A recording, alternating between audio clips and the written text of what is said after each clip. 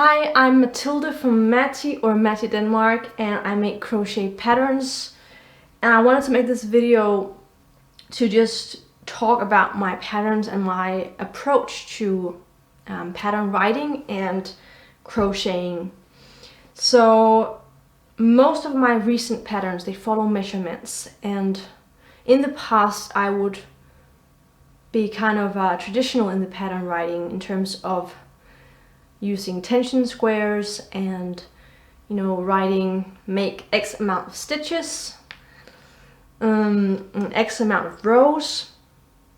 And then later I just figured out that I really love being intuitive and not being forced to look at the pattern all the time. So the pattern writing is a lot about being more free of these kind of boxes or these rules or these structures that often are in patterns. When I work with decreases and increases, it is also very much used as a guide. So it does not matter if you add or subtract more. It's again a lot about looking at your own project. How many stitches are you working with?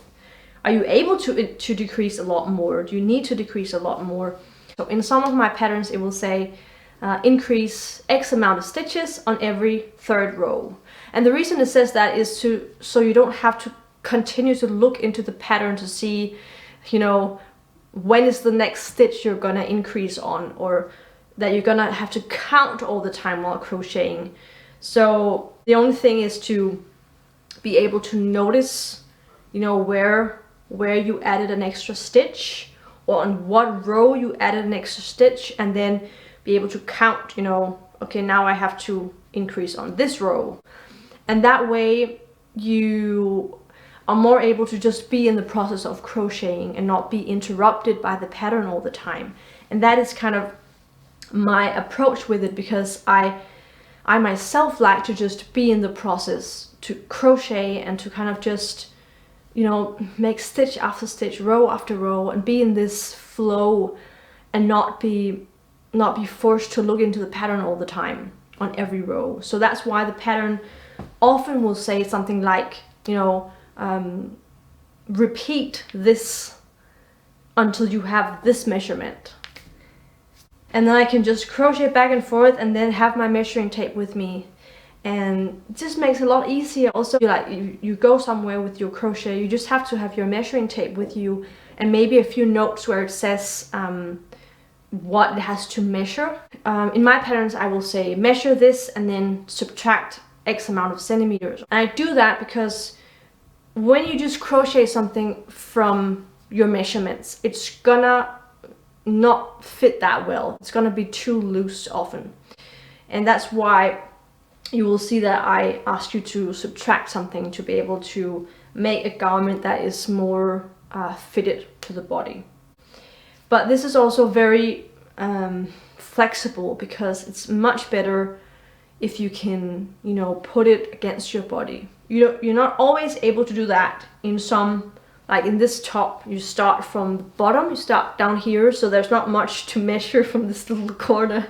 But once I start making this, and once I'm increasing to create the width of the top, you know, I can put this on my body to see, you know, is this, how does this fit? I don't always have to measure it with measuring tape if I find that it's easier to put it up against my body.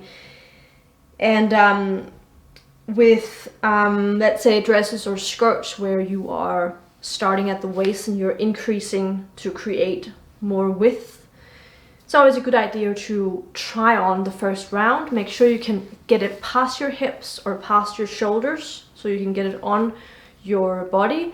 And then when it says to increase X amount of stitches on every second row or every fifth row, whatever, that's also very flexible. It is more of a guide. So if you find that it doesn't fit your body, add more increases or remove increases, because our bodies are built different. Like the length from my waist to my hip is different maybe than your length, and you know, my waist is smaller than my hip, but for others it's the other way around. So that's why it can sometimes be a little bit tricky to follow measurements, because our bodies are built so differently.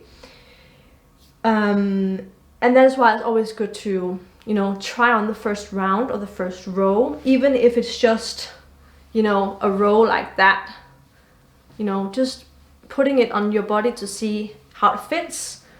And also along the way, when you're making the item, try it on as you go. Because if you're working with a particular hook, a particular yarn type, yarn material, yarn size, if you're following one of my patterns, and let's say you choose to make this with regular double crochet, no rip, it's probably gonna fit differently.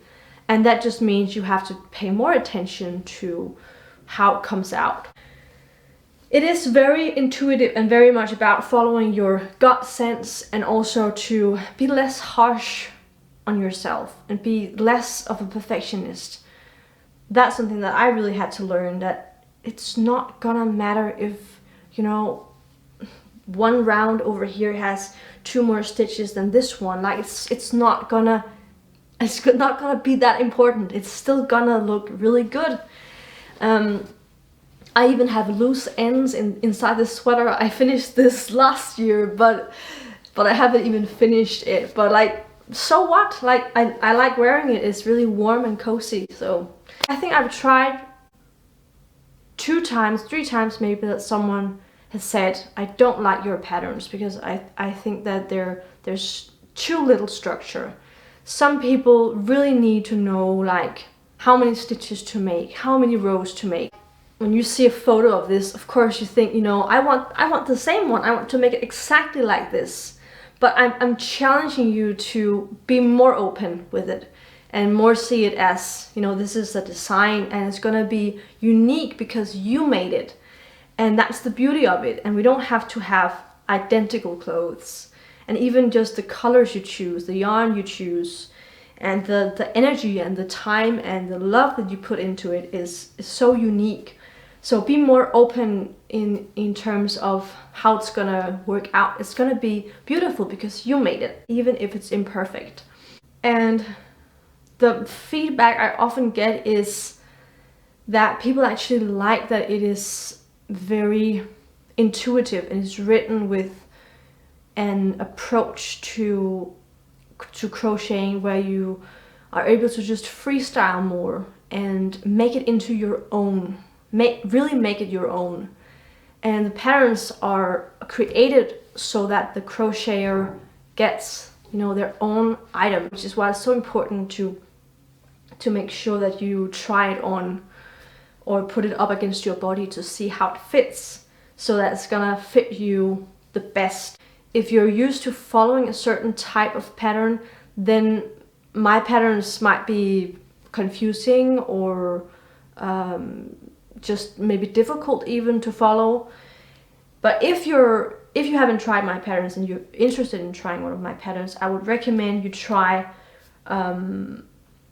first of all a pattern with something like this that is very straight. It's only got decreases up here, so it is kind of straightforward and you can try it on more easily.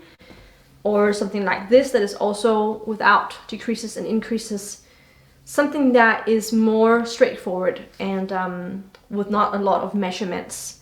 This one also has video tutorial, and I think it's always a good idea to, if you've not tried my patterns, to start with one that has a video tutorial, because then that works as a guide. My video tutorial is not in terms of like how to crochet, but it's more to give you a visual as you work. My patterns are more of a guide, and your body is unique, so that's also just something to pay attention to. It's really much about valuing your own process and your own creating. My patterns are not better than how you create, so my patterns are just to help you to be more intuitive in the creating process, and to also take it as you go. If you feel overwhelmed by my patterns, I would recommend that you just start from the beginning. Just start with one measurement.